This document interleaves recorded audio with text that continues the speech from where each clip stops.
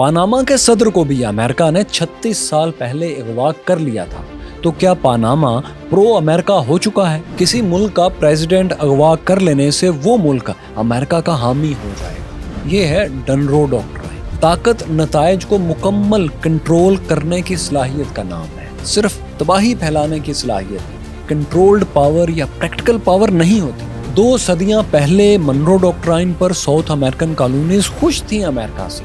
Donald Trump کی ڈنرو doctrine پر ان کا ایک ہمسایہ بھی خوش نہیں۔ آخر تمام ممالک اپنے سے کمزور ملکوں کے پریزیڈنٹس کو اغوا کر کے اپنے مطالبات کیوں نہیں آج کل منوا رہے؟ کچھ تو لاجک ہوگی اس کے پیچھے۔ آخر ایسا کیوں ہے کہ انتہائی طاقتور ممالک چائنا، رشیا اور امریکہ کے گرد چھوٹے چھوٹے کمزور ممالک بھی آزاد موجود ہیں، جبکہ پاور لاجک کے مطابق تو ان پر قبضہ ہو چکا ہونا چاہیے تھا؟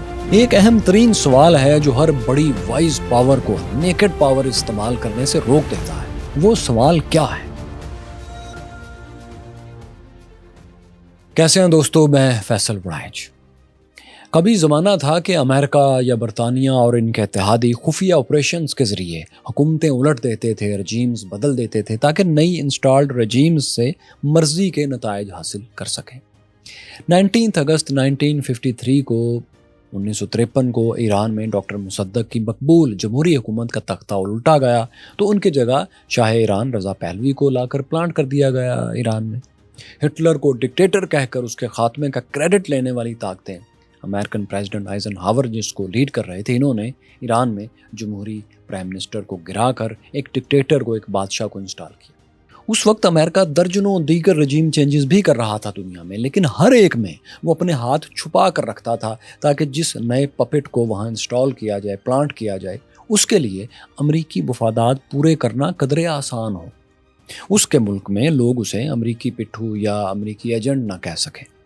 اب دیکھیں نا، جتنی یہ بات اوپن ہو جائے گی کہ نیا سیٹ اپ بیرونی طاقت نے پلانٹ کیا ہے، اس نئے سیٹ اپ کے لیے امریکہ کو فیورز دینا اتنا ہی مشکل ہو جائیں گی۔ حالانکہ کہنے والے اس وقت بھی ان سب جگہوں پر کہہ رہے ہوتے تھے، مگر پھر بھی بگ پاورز اپنے ہاتھ دستانوں سے باہر نہیں نکالتے تھے اور کچھ روم اپنے پپٹ کو فراہم کر دیتے تھے کہ وہ مخالفین کو سازشی تھیوریز والے کہہ کر مسترد کر سکیں اور کچھ اکنامک بینیفٹ اپنے لوگوں کے لیے امریکہ سے لے کر دے سکیں۔ تب یہ ایک باریک واردات بن جاتی تھی جسے وہ استعمال کرتے تھے۔ لیکن آج امریکہ بدقسمتی دیکھیے کہ ڈونلڈ ٹرمپ کے ہاتھ میں ہے۔ وہ اپنے طاقت کے سروں کو اس بے ہنگم انداز سے استعمال کر رہے ہیں، بلند کر رہے ہیں کہ ایک اور ملک کا حاضر سروس پریزیڈنٹ اغوا کر کے لائیو کریڈٹ لے رہے ہیں کہ ہماری بہادر افواج نے ایک ایسا کارنامہ سر انجام دیا ہے جو کوئی اور انجام نہیں دے سکتا۔ حالانکہ یہ ایک ایسا کارنامہ ہے جس کا مظاہرہ دنیا کا ہر ملک اپنے سے بہت کمزور ملک کے خلاف کسی بھی وقت سر انجام دے سکتا ہے، لیکن وہ عموماً ایسا نہیں کر رہا ہوتا۔ کیوں نہیں کرتا؟ اس کی ایک بنیادی وجہ ہے جسے ہم ایک تھاٹ ایکسپیریمنٹ سے آپ کو سمجھا سکتے ہیں۔ ایک ہائپوتھیٹیکل سینیریو، ایک فرضی منظرنامہ کچھ یوں آپ ذہن میں رکھیں کہ دنیا میں ہر انتہائی طاقتور ملک فیصلہ آج کر لیتا ہے کہ وہ صرف اپنے مفاد اور اپنی مرضی کو دیکھے گا اور اپنے گرد موجود جتنے بھی جغرافیے پر یا ٹیریٹریز پر وہ قبضہ کر سکتا ہے کر لے گا۔ ایسے میں دیکھیں، امریکہ کے لیے وینزویلا پر قبضہ کرنا کیا مشکل ہے؟ دونوں میں طاقت کا کوئی توازن ہے ہی نہیں۔ امریکی دفاعی بجٹ وینزویلا سے 250 گنا زیادہ ہے۔ وینزویلا کی $4 ارب والی ڈیفنس فورس امریکہ کی $1000 ارب کی $1 ٹریلین کی اگریسو ملٹری مشین کے آگے کیا بیچ سکتی ہے؟ امریکہ کے ہزاروں اسٹیلتھ فائٹر جیٹس کو وینزویلا کی بیچاری پرانے مگ طیاروں سے لیس بوڑھی ایئر فورس کہاں روک سکتی ہے؟ کیا مذائقہ ہے کہ وینزویلا بھی امریکن ٹیریٹری ہی ہو جائے، جیسا کہ وینزویلین ٹیریٹری سے کوئی 1.5 گھنٹے کی فلائٹ پر پورٹوریکو بھی تو امریکی قبضے ہی میں ہے۔ پھر ماڈرن قبضہ اس لیے بھی طاقتور ممالک کے لیے آن پیپر کم از کم آسان لگتا ہے کیونکہ پورے ملک میں فورسز انہوں نے تھوڑی پھیلانا ہوتی ہیں، ایک ایک شخص کے لیے، ایک ایک ٹاؤن کے لیے، چند اہم بندرگاہوں پر، کی پورٹس پر اور چند آئل ریفائنریز پر، آئل فیلڈز پر ہی تو کنٹرول کرنا ہوتا ہے اور بس۔ پھر اسی ہائپوتھیٹیکل سینیریو کے مطابق، اسی ہائپوتھیسس کے مطابق وینزویلا کے بعد امریکہ کو گرین لینڈ پر بھی آسانی سے قبضہ کر لینا چاہیے۔ آخر یہ بھی بیک یارڈ ہی تو امریکہ کا ہے۔ اس بیچارے کی کل آبادی 56,000 ہی تو ہے۔ پاکستان کے دگنے سے بھی زیادہ رقبے کے اس ملک گرین لینڈ میں پاپولیشن ڈینسٹی اتنی کم ہے کہ ہر 38 کلومیٹر اسکوائر پر ایک انسان ملتا ہے، 38 مربع کلومیٹر پر۔ 90% آبادی چند ساحلی ٹاؤنز میں رہتی ہے، بالکل پاس پاس، اور باقی باقی آلموسٹ وہاں رہتے ہی نہیں ہیں، وہ دوسرے ملکوں میں جابز وغیرہ کرنے جا چکی ہے یا سال کا زیادہ حصہ ملک سے باہر رہتی ہے۔ کیا مشکل ہے کہ گرین لینڈ پر قبضہ کر لے امریکہ؟ امریکہ چھوڑیں، ہائپوتھیٹیکلی تو شمالی کوریا بھی جب چاہے گرین لینڈ پر قبضہ کر سکتا ہے، کم از کم آن پیپر، وقتی طور پر تو وہ بڑے آرام سے کر سکتا ہے۔ لانگ ٹرم کی کہانی دونوں کے لیے الگ ہے۔ تو خیر، وینزویلا اور گرین لینڈ کے بعد امریکہ کو چاہیے کہ وہ تیسرے بیک یارڈ کینیڈا پر بھی جب چاہے قبضہ کر لے۔ ویسے بھی کینیڈا کی ٹوٹل اکانومی کا سب سے زیادہ انحصار، سب سے بڑا انحصار امریکہ پر ہی ہے۔ اس کی دو بڑی ریاستیں البرٹا اور کیوبک پہلے سے آزادی کی بات کر رہی ہیں۔ البرٹا میں تو امریکہ کی ریاست بننے کے لیے، اس کو امریکہ کی ریاست بنانے کے لیے باقاعدہ مقامی تنظیمیں کام بھی کر رہی ہیں۔ کیا برائی ہے کہ ان گروپس کا بہانہ بنا کر ہی، ان تنظیموں کا بہانہ بنا کر ہی مونٹانا کے نارتھ میں امریکہ البرٹا پر قبضہ کر لے اور اسے اپنی 51 اسٹیٹ ڈکلیئر کر دے کہ دیکھیے یہاں تو لوگ خود کہہ رہے ہیں۔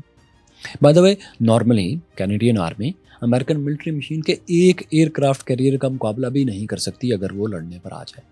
بائی دا وے، ان بڑے ممالک کے علاوہ Haiti, Cuba, Belize, Guatemala, Dominican Republic, Panama اور ہانڈرس جیسے سینٹرل امریکن کنٹریز بھی 24 گھنٹے امریکن ملٹری مشین کے سامنے نہیں ٹھہر سکتے۔ ان پر قبضہ کسی بھی وقت ہو سکتا ہے، امریکہ کر سکتا ہے آن پیپر، لیکن ظاہر اب تک نہیں کیا جا سکا۔ آخر کوئی وجہ تو ہوگی کہ امریکہ اب تک انہیں اپنے مکمل کنٹرول میں نہیں لے سکا۔ اور آپ دیکھیے کہ اسی سینیریو کے مطابق، ڈونلڈ ٹرمپ کی انہی لاجکس کے مطابق، پیپلز ریپبلک آف چائنا کو بھی چاہیے کہ وہ اپنے گرد کم از کم منگولیا، فلپائن، کمبوڈیا اور خانہ جنگی کے شکار برما اور برونائی دارالاسلام سمیت تمام چھوٹے چھوٹے ساؤتھ چائنا سی اور ایسٹ چائنا سی کے جزائر پر قبضہ کر لیں۔ تائیوان پہلے ہی انٹرنیشنلی چائنا کا حصہ تسلیم ہوتا ہے، ون چائنا پالیسی کے مطابق، جس کو دنیا مانتی ہے، اسی لیے اس کا نام لینے کی فی الحال ضرورت نہیں۔ بس ساؤتھ اور ایسٹ چائنا سی میں مکمل کنٹرول ایک ریجنل آرڈر پیدا کر دے گا، چائنا کے لیے امن پیدا کر دے گا۔ اسی سیدھی سی لاجک کے تحت چین کو یہ سب کر لینا چاہیے، لیکن وہ اب تک نہیں کر سکا۔ کیوں نہیں کر سکا؟ اسی قاعدے پر رشیا ایسٹرن یوکرین کے بعد پورے جارجیا، پورے آرمینیا، کرغزستان اور پھر نیچے تاجکستان تک جس ملک پر چاہے بمباری کر کے اپنی مرضی پر اس کو جھکا سکتا ہے یا شکست دے کر قبضہ کر سکتا ہے، یا اپنے کسی بھی مفاد کا نام لے کر یہاں اتنا تو وہ کبھی بھی کر سکتا ہے کہ انہیں بمباری کر کے یہ میسج پہنچا دے کہ رشین ہمسائے میں رشین پپٹ لیڈر ہی ہوگا، ورنہ ماسکو مسلسل بمباری کرتا رہے گا۔ لیکن ظاہر ہے ایسا بھی نہیں ہو رہا۔ اب سوال یہ ہے کیورس فیلوز کہ جب یہ سب آن پیپر واقعی ممکن ہے، آسان ہے بڑی پاورز کے لیے، تو ایسا ہو کیوں نہیں رہا؟ کوئی تو لاجک ہوگی نا کہ ہر ملک امریکہ کی طرح اپنے دشمن کا صدر اٹھا کر نہیں لا رہا اور اس عمل کو اپنی فتح کا اعلان سمجھ کر لائیو امن کا نوبل انعام بھی، پیس پرائز بھی نہیں مانگ رہا۔ اس کے پیچھے کچھ لاجک تو ہوگی۔ اب بات یوں ہے دوستوں کہ کوئی بھی طاقتور اینٹی یہ سب کرنے سے اس لیے خود کو روکے ہوئے ہے کہ ہر وائز پاور جانتی ہے کہ اس کی ایک لیمیٹیشن ہے، اس کی طاقت لامحدود نہیں ہے۔ یہ پاور لمٹ، طاقت کی یہ حد صرف اس وقت ظاہر ہوتی ہے جب طاقت استعمال کر لی جاتی ہے، یعنی یہ طاقت کا ایک ایسا امتحان ہوتا ہے جو عملی طور پر طاقت استعمال ہو جانے کے بعد ہی سامنے آتا ہے۔ اور وہ کمزوری اور وہ امتحان جس کا ہم ذکر کر رہے ہیں وہ یہ ہے کہ پاور پروجیکشن کے بعد اب پاور اس ایکشن سے اپنی مرضی کے کتنے نتائج حاصل کرنے کے قابل ہے، کتنا آؤٹ کم وہ کنٹرول کر سکتی ہے حقیقی طور پر۔ یہی آؤٹ کم کنٹرول کرنے کی صلاحیت وہ اصل چیلنج ہے جس کا خیال رکھتے ہوئے ہر وائز پاور اندھا دھند پاگل پن میں طاقت استعمال نہیں کر رہی ہوتی۔ وہ طاقت کے استعمال سے پہلے خود سے سوال کرتی ہے، سوچتی ہے، پوچھتی ہے کہ کیا جس مقصد کے لیے طاقت استعمال کرنی ہے وہ طاقت کے استعمال سے مقصد حاصل ہو بھی جائے گا مستقل طور پر یا نہیں۔ وہ سوچتے ہیں کہ لانگ ٹرم فائدے کے لیے طاقت استعمال کرنے سے جو بہتر آپشن ہے اسے پہلے کیوں نہ استعمال کر لیا جائے۔ ڈپلومیسی کو، سیاست کو اسی لیے دنیا میں اتنی زیادہ اہمیت دی جاتی ہے اور زیادہ موقع دیا جاتا ہے کہ یہ پروسیس، ڈپلومیسی اور سیاست، وہ فائدے بھی حاصل کرنے میں کامیاب رہتی ہے جو محض طاقت، نیکڈ پاور کبھی حاصل نہیں کر سکتی۔ نیکڈ پاور نفرت زیادہ پیدا کرتی ہے، نتائج کم پیدا کرتی ہے۔ اب دیکھیے کہ وینزویلا کے پریزیڈنٹ نکولس مدورو انقلابی لیڈر ہوگو شاویز کے جانشین ہیں۔ وہ 3 کروڑ آبادی کے ملک اور تیل کے سب سے بڑے معلوم ذخائر کے مالک کنٹری کے سربراہ ہیں۔ انہیں اغوا کرنے کے آؤٹ کمز میں، نتائج میں سب سے پہلے تو یہ ہوگا کہ جو اینٹی امریکنزم یہاں دب رہا تھا وینیزویلا میں، وہ پہلے سے زیادہ ابھرے گا۔ جیسا کہ 1953 میں ہم آپ کو بتا چکے کہ 1953 میں ایران میں ڈاکٹر مصدق کا تختہ الٹنے کے بعد امریکہ نے اپنی مرضی کی شاہی حکومت انسٹال کر لی، مگر کیا وہ اپنی مرضی کے نتائج بھی حاصل کر سکا؟ لانگ ٹرم میں نہیں۔ کیا آؤٹ کم کو کنٹرول کر سکا؟ بالکل نہیں۔ صرف 26 سال بعد وہاں دنیا کی سب سے زیادہ اینٹی امریکن ملائی گورنمنٹ آ گئی۔ ملکہ شاہ ایران، جسے امریکی مفادات کے لیے انسٹال کیا گیا تھا، اس نے امریکی سنو چائلڈ اسرائیل کے مقابلے کے لیے ایٹمی ہتھیار بنانے کی تیاریاں شروع کر دیں۔ اس کے بعد 1989 میں پاناما کے صدر کو بھی پریزیڈنٹ بش سینئر نے اغوا کر لیا تھا۔ تو کیا اس کا آؤٹ کم، اس کے نتائج بھی وہ کنٹرول کر سکا؟ ہرگز نہیں۔ کیا پاناما اپنے صدر کے اغوا سے سبق سیکھتے ہوئے آج پرو امریکہ ہو چکا ہے، امریکہ کا حامی ہو چکا ہے؟ نہیں، بالکل نہیں۔ آج بھی ڈونلڈ ٹرمپ کو، وائٹ ہاؤس کو پاناما سے یہی شکایت ہے کہ وہ چین اور روس سے تعاون بڑھا رہے ہیں۔ تو کیا فائدہ ہوا اس پاور پروجیکشن کا؟ یہ تینوں مثالیں، وینیزویلا کی، پاناما کی اور ایران کی، آپ کو واضح طور پر بتا رہی ہیں کہ طاقتور ملک پوری پاور پروجیکشن کے بعد بھی اگر اپنی مرضی کے نتائج حاصل نہ کر سکے تو وہ ایک پریکٹیکل وائز پاور نہیں ہے، صرف تباہی کا دوسرا نام ہے۔ ایسی تباہی جس میں دوسروں کا نقصان تو ہوگا ہی، لیکن اس پاور کا اپنا بھی کوئی فائدہ نہیں ہوگا۔ لانگ ٹرم میں یقیناً اس کو الٹا نقصان ہی اٹھانا پڑے گا اپنی اس پاور پروجیکشن کے بعد۔ کیوریوس فیلوز، ہم نے تاریخ میں دیکھا ہے کہ مائٹی امپائرز اور ان کے شہنشاہ اکثر یہ بات سرے سے ہی بھول جاتے ہیں کہ دوسری قوموں کے اندر بھی کوئی عزت نفس نام کی چیز ہوتی ہے۔ بھلے ان کے دشمن ان بڑی امپائرز کے اپنے کسی بھی سیاسی انتشار میں گھرے ہوئے ہوں، لیکن کوئی قوم اپنی ذلت برداشت نہیں کرتی۔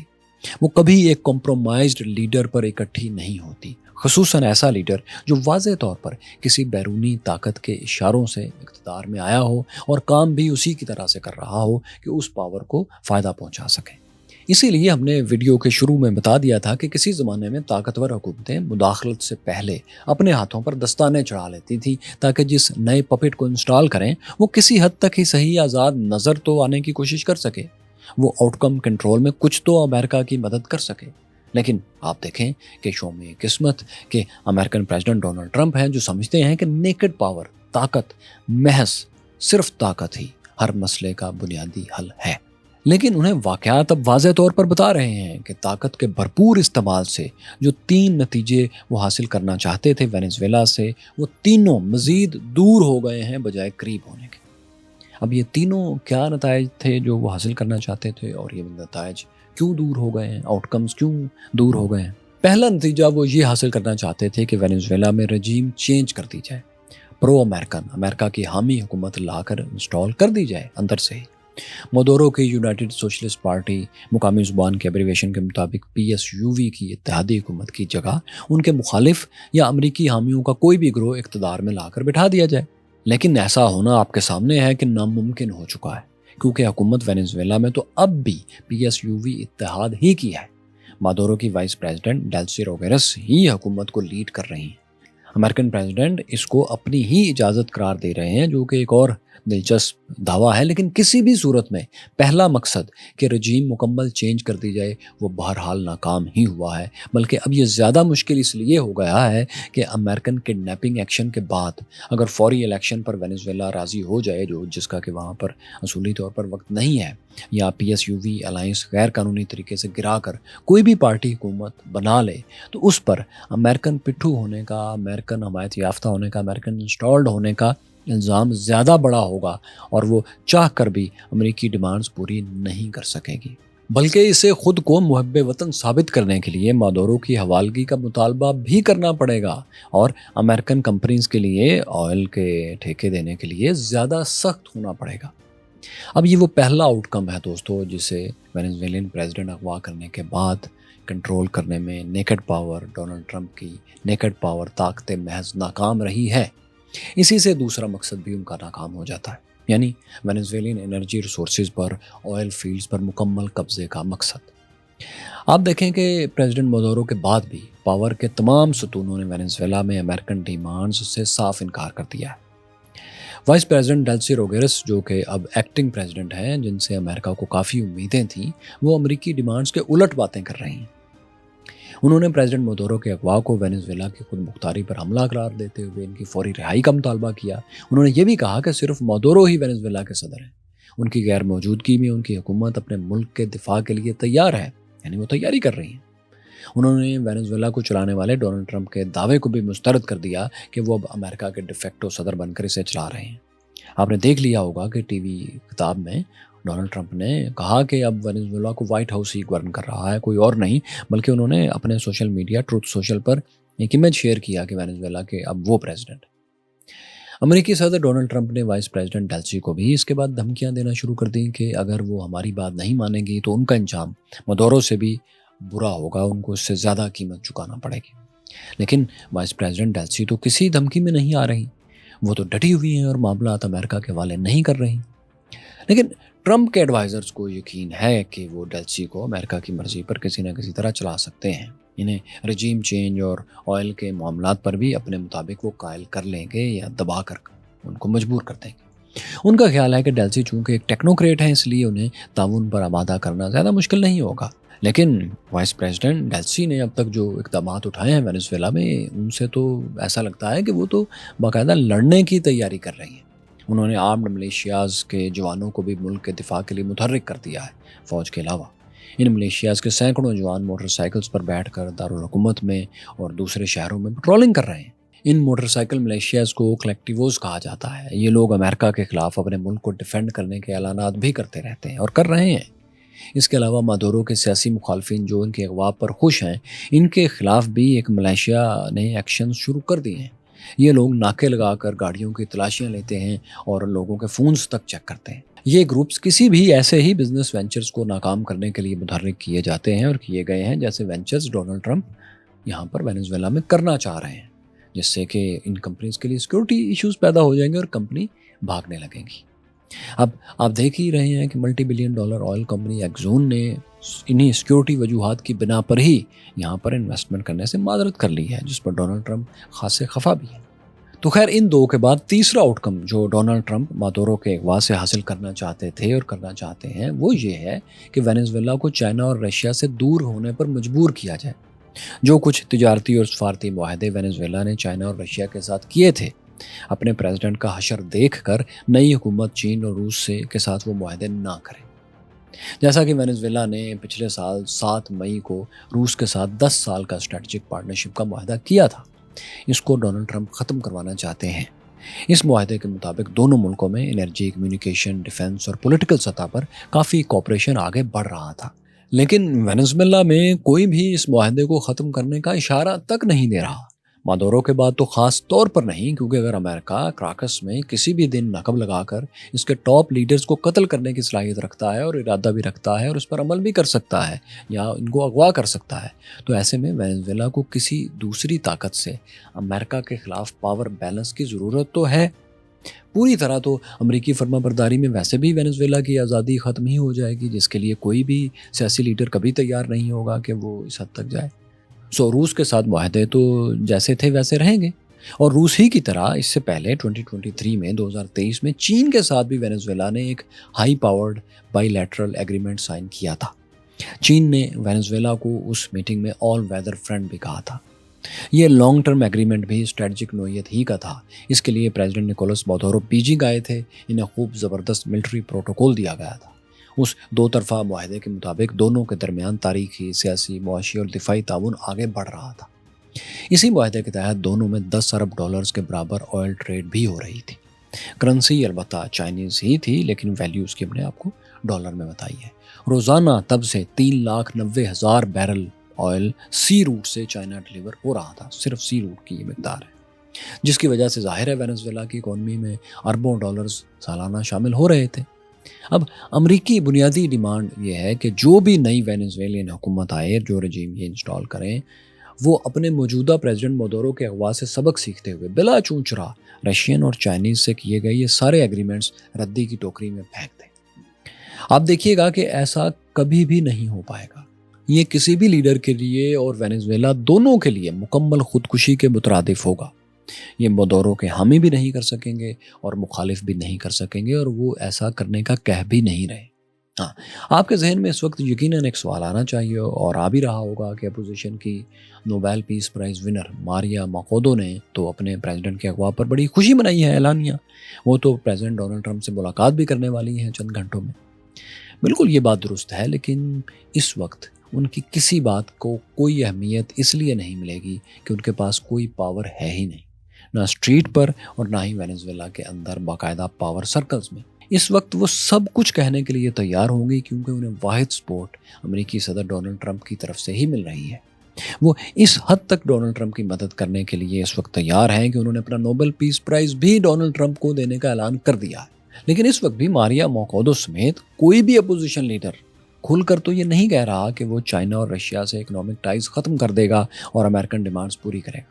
ماریا کا پورا انٹرویو فاکس نیوز پر موجود ہے جو صرف ڈونلڈ ٹرمپ کی خوشامد سے بھرا ہوا ہے، لیکن اس میں ایک بار بھی انہوں نے امریکی ایجنڈے کی تکمیل پر بات نہیں کی، چائنا اور رشیا سے ٹائز توڑنے کی بات نہیں کی۔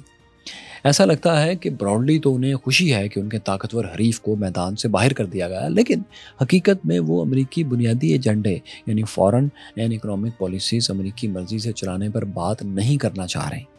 شاید یہی وجہ ہے کہ وائٹ ہاؤس وینزویلا کی وائس پریزیڈنٹ ہی کو دھمکیاں دینے میں مصروف ہے کہ اگر اس نے ٹرمپ ایجنڈے پر کام نہیں کیا تو اس کا انجام مادورو سے بھی برا ہوگا۔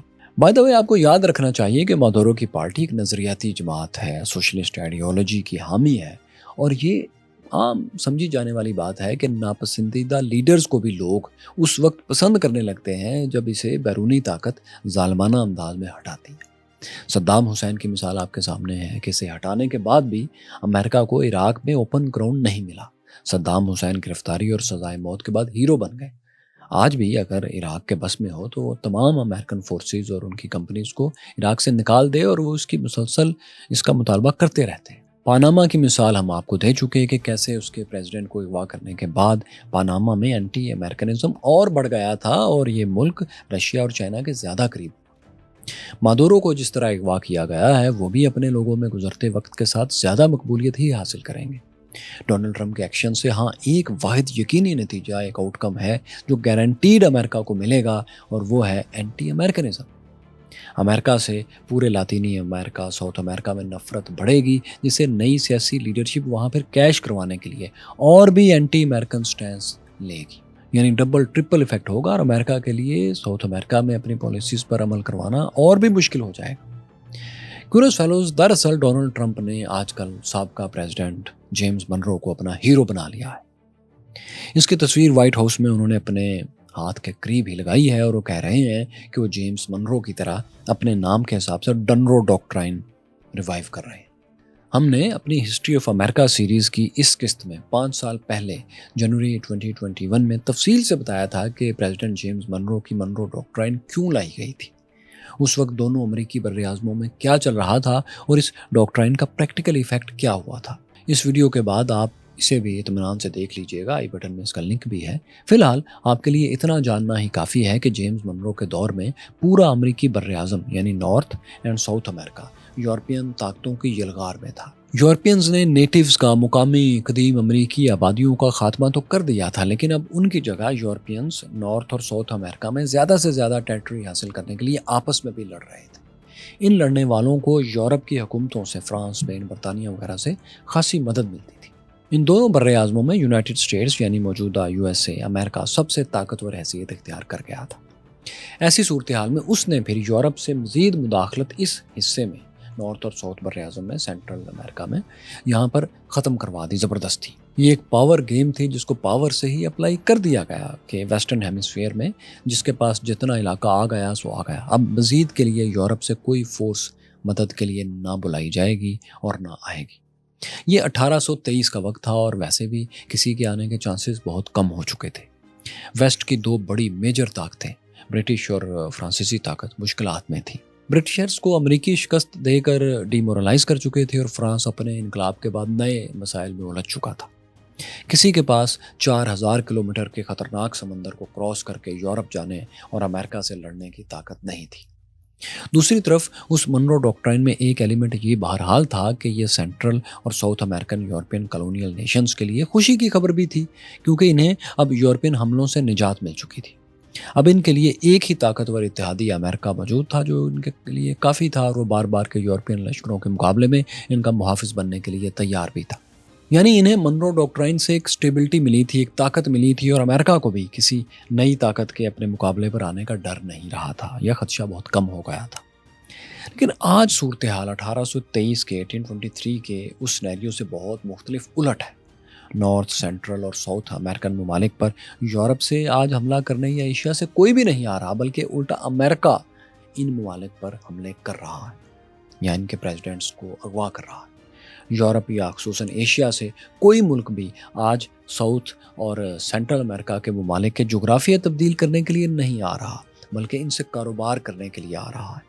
منرو ڈاکٹرائن کے 200 سال بعد آج ان ممالک کی ایسی کوئی ضرورت نہیں کہ یو ایس اے، امریکہ ان کے اندرونی معاملات میں مداخلت کرے۔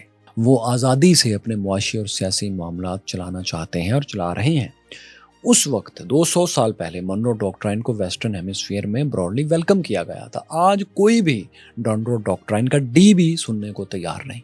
لیکن ڈونلڈ ٹرمپ سے یقیناً یہی توقع کی جا سکتی ہے کہ وہ اس طاقت اور تاریخ کے باریک فرق کو بالکل نظر انداز کریں گے اور نیکڈ پاور کو آخری اصول سمجھتے ہوئے، طاقت محض کو سب کچھ سمجھتے ہوئے 200 سال پرانی وہ ڈاکٹرائن استعمال کرنے کی ضد کریں گے جس کی آج کوئی ضرورت ہی باقی نہیں۔ آپ دیکھیں گے دوستوں کہ نکولس مادورو کو اغوا کرنے کے بعد ہر گزرتے دن کے ساتھ امریکہ اور ڈونلڈ ٹرمپ کے لیے حالات وہ چیلنجز پیش کریں گے جس کا حل ایک اور لیڈر کا اغوا ہرگز نہیں ہے، یا چند اور بم پھینکنا ہرگز نہیں۔ جن آئل کمپنیز کے ساتھ ڈونلڈ ٹرمپ میٹنگ کر کے انہیں وینزویلا بھیجنا چاہتے ہیں کہ وہ صرف امریکہ کے لیے آئل ڈگ کریں، آئل نکالیں، وہ اپنی ڈیمانڈز رکھیں گی۔ نئے سیکیورٹی مسائل پیدا ہوں گے۔ پھر وینزویلا میں جتنے دن مادورو کے اغوا کے بعد گزریں گے، پریزیڈنٹ مادورو کو ویلن سمجھنے والوں کی تعداد گھٹتی جائے گی اور ہیرو سمجھنے والوں کی تعداد بڑھتی جائے گی۔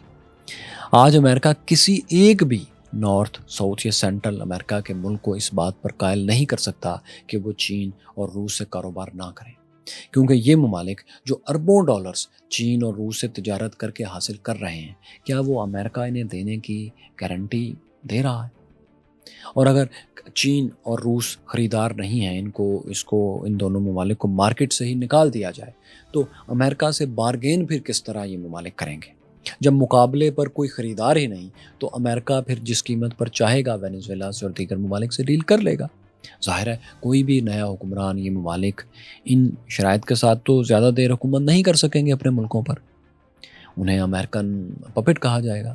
اور یاد رکھیں ان ممالک میں نظریاتی طور پر کیپٹلسٹ امریکہ سے ایک نفرت برسوں پہلے سے تقریباً 1.5 صدی سے موجود ہے، پھیلی ہوئی ہے۔ بغاوت کی مشہور زمانہ چے گوارا کی تصویر جس کو لوگ شرٹس پر لگاتے ہیں اور کیپس اس کی پہنتے ہیں، وہ اسی ساؤتھ امریکہ کی ہے۔ لبنان یا ماسکو سے وہ تصویر نہیں آئی چے گوارا کی۔ پھر پاور پروجیکشن کی یہ نیکڈ پاور کی ڈونلڈ ٹرمپ کی پالیسی اس لیے بھی یقیناً ناکام ہوگی کہ امریکہ نے بڑی طاقتوں کو ڈالرز سے بہت دور کر دیا ہے، مسلسل پابندیاں لگا کر اور فوجی ایکشن کر کے، جس کا ثبوت یہ ہے کہ کبھی یہ سب بڑی بڑی طاقتیں آئل ڈیلز ڈالر ہی میں کیا کرتی تھی۔ پوری دنیا کی تمام oil deals, energy deals dollars میں ہوتی تھی، لیکن آج رشیا اور چائنا جو سب سے بڑے خریدار ہیں وہ انرجی ڈیلز اپنی کرنسی میں کر رہے ہیں۔ اب جتنا زیادہ امریکہ معاشی پابندیاں لگاتا جائے گا، اس کی اپنی اکانومی، ڈالر پاور اور پولیٹیکل انفلوئنس ہر گزرتے سال کم ہی ہوگا۔ طاقت استعمال کرنے کا قاعدہ تاریخ میں یہ رہا ہے کہ اسے دکھایا زیادہ جاتا ہے، استعمال کم کیا جاتا ہے، کیونکہ پاور کو جتنا زیادہ استعمال کیا جائے گا یہ اتنی ہی کم ہوتی جائے گی، یہ اس کی سائنس ہے۔ امریکہ کی ڈالر پاور کے ساتھ یہ ہو چکا ہے، آپ جانتے ہیں کہ کیسے ہوا ہے۔ ڈالر آپ جانتے ہیں کیسے دنیا کی سب سے بڑی طاقت بنا اور پھر کیسے آج امریکہ کی کمزوری بن چکا ہے۔ 37 یا 38 ٹریلین ڈالر کا قرضہ امریکہ پر کیسے ہوا، اور ہر سال ڈیٹ سیلنگ کا ایشو کیسے امریکی اور گلوبل اکانومسٹس کی نیندیں حرام کر رہا ہے۔ ان دونوں ایشوز پر ہم بہت تفصیل سے بات کر چکے ہیں، زبردست ڈاکومنٹریز بنا چکے ہیں، کریڈیبل ریفرنس کے ساتھ آپ کو دکھا بھی چکے ہیں۔ اگر آپ نے نہیں دیکھی تو اب یہاں ٹچ کر کے دیکھ سکتے ہیں، یہاں اور یہاں آپ دیکھیے کہ امریکہ کی مجموعی تاریخ کیا تھی، اس کے دریافت ہونے سے اب تک کی ہسٹری کیا تھی۔